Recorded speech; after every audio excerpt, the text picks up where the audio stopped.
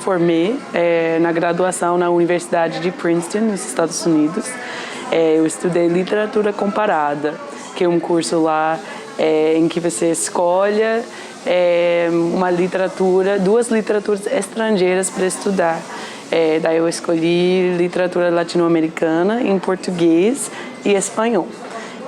E o meu foco durante essa graduação, com a minha TCC e toda a minha pesquisa independente, teve a ver com literatura pós-ditatorial na Argentina e no Brasil. Então, especificamente, eu estava interessada em como é que escritores usaram o gênero policial na década das 90 para trabalhar a memória da ditadura militar em cada país. Especificamente pensando a ditadura militar como um crime que nunca foi realmente investigado ou resolvido. Né? Porque isso é como funciona o gênero policial, é pensar em crimes que nunca foram resolvidos, nunca investigados, e daí pessoas geralmente fora da polícia, fora do Estado, têm que entrar, investigar e resolver essas questões.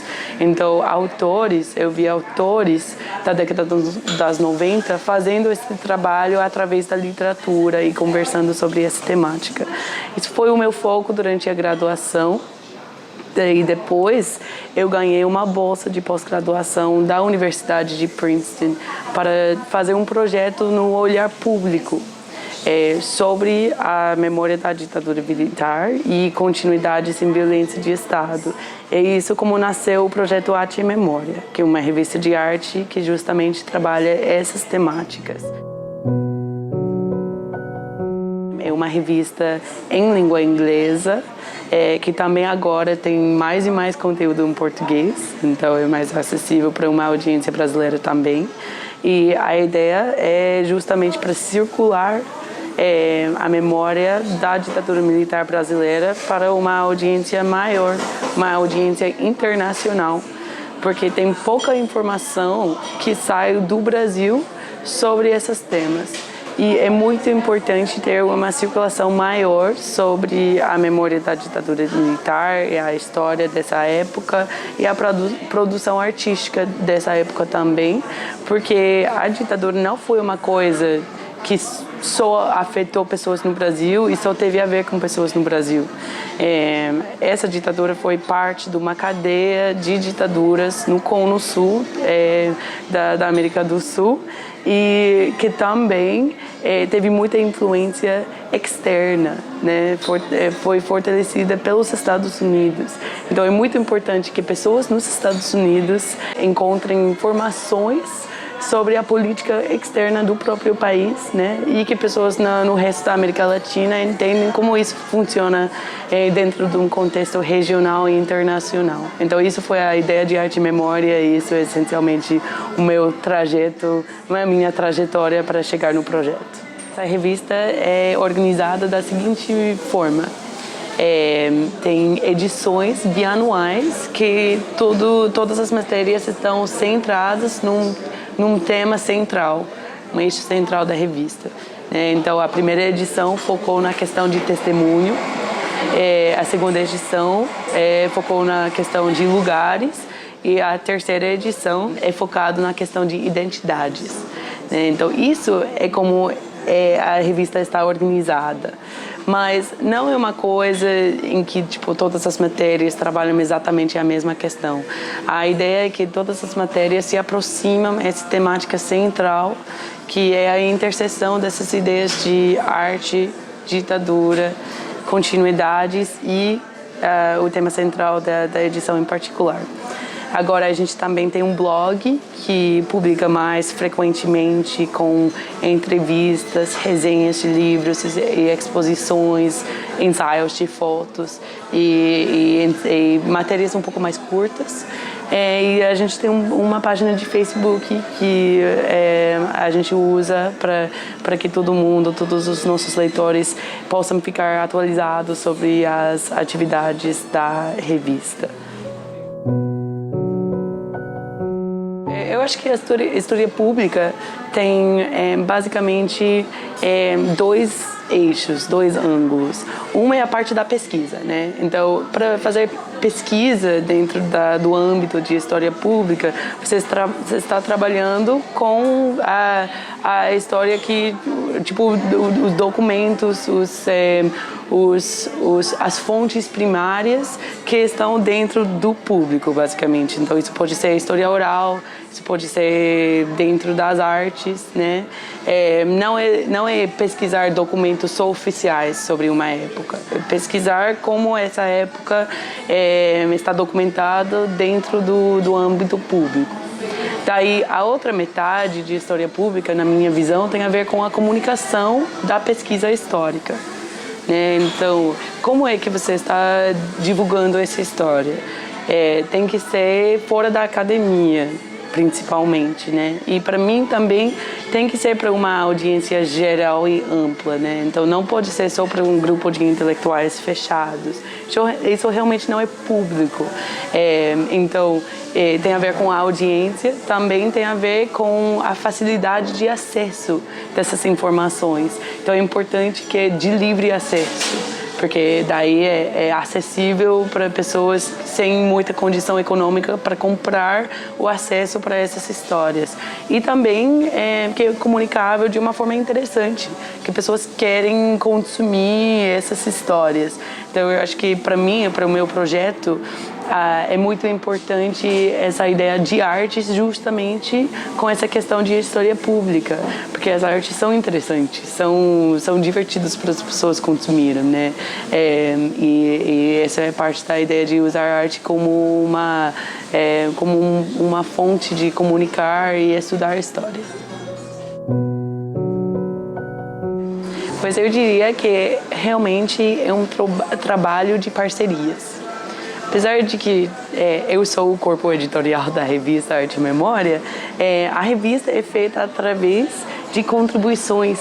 E essas contribuições eu tento fazê-los não de uma forma vertical, de eu sou a editora, a pessoa contribui e daí não tem mais interação.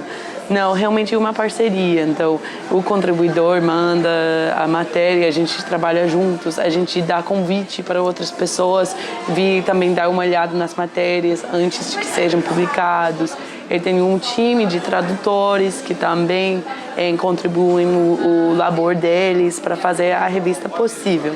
Então, qualquer projeto de memória pública, de história pública, que algum pesquisador quer fazer, é essencial justamente dedicar muito tempo para criar essas parcerias com outras pessoas que estão interessadas no tema e só convidar eles para participar de uma forma muito grande na produção da revista. Uma coisa que eu notei é que muitas pessoas no Brasil e também nos Estados Unidos, no âmbito de pesquisa acadêmica, no âmbito das artes, no âmbito de movimentos sociais, estão extremamente interessados em comunicar o que eles estão fazendo dentro das áreas deles para uma audiência maior.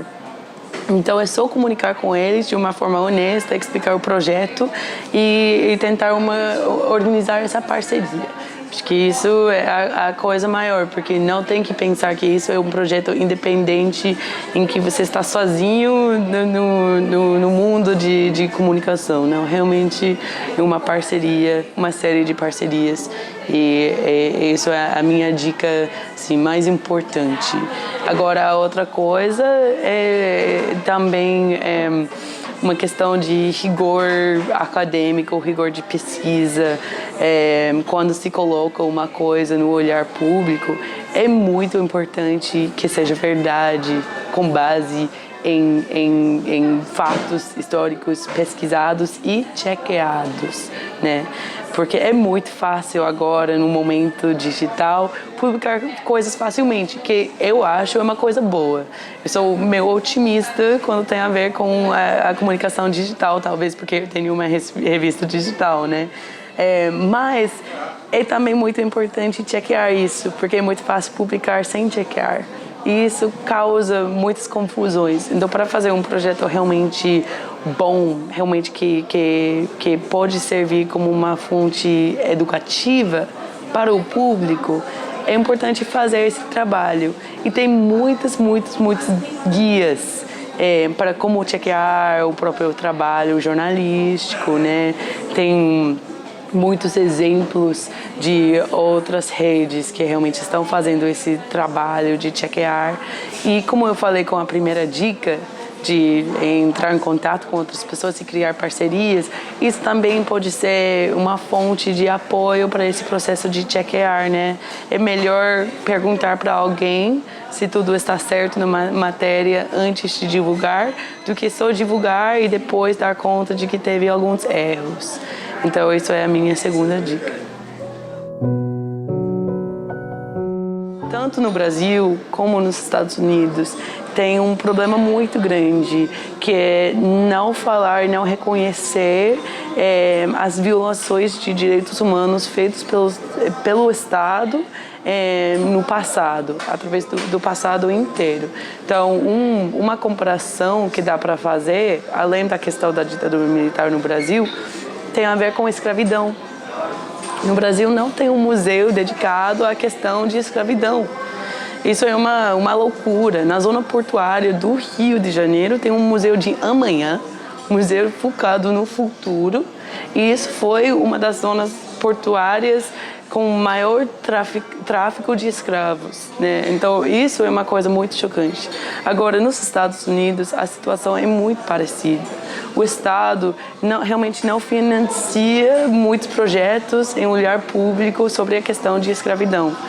Em certas escolas dos Estados Unidos, a questão de escravidão é ensinado como basicamente uma coisa de imigração, não de tráfico de pessoas forçado e parte de uma questão econômica, um sistema global.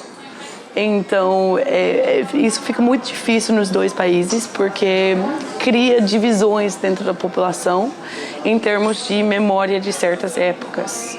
Aqui no Brasil, você vê pessoas defendendo a ditadura militar e outras pessoas conversando sobre os direitos humanos que foram violados de uma forma muito grave durante essa época, né? Nos Estados Unidos, você vê pessoas que defendem os líderes do Confederacy, que era o lado da Guerra Civil que perdeu, e outras pessoas conversando como o Confederacy foi o grande defensor da escravidão, né? E tem um pouco diálogo entre esses dois lados, porque tem pouco pesquisa histórica no olhar público, que seria um âmbito, um território para ter um diálogo informado sobre essas questões. Então, eu acho que os dois países precisam muito de fortalecer, especialmente em termos de financiamento, esses projetos de história pública. Agora que eu quero também falar do outro lado, que eu acho que tem muitos grupos independentes nos dois países que estão realmente tentando fortalecer essas questões de história pública e trabalhar um pouco mais no olhar público, né? Então, tem muitas revistas, muitos projetos de comunicação, tanto no Brasil como nos Estados Unidos, que trabalham desses temas. Uma diferença que eu acho que existe é que nos Estados Unidos tem muito um âmbito da sociedade civil mais forte, que tem mais dinheiro e mais condição de fazer muitos projetos. Então, apesar de que o Estado financia menos coisas nos Estados Unidos, não financia muito sobre essas questões de violações de direitos humanos no passado, tem muitos grupos de sociedade civil que estão fortalecendo esse âmbito. Enquanto no Brasil, isso fica mais difícil e tem menos coisa.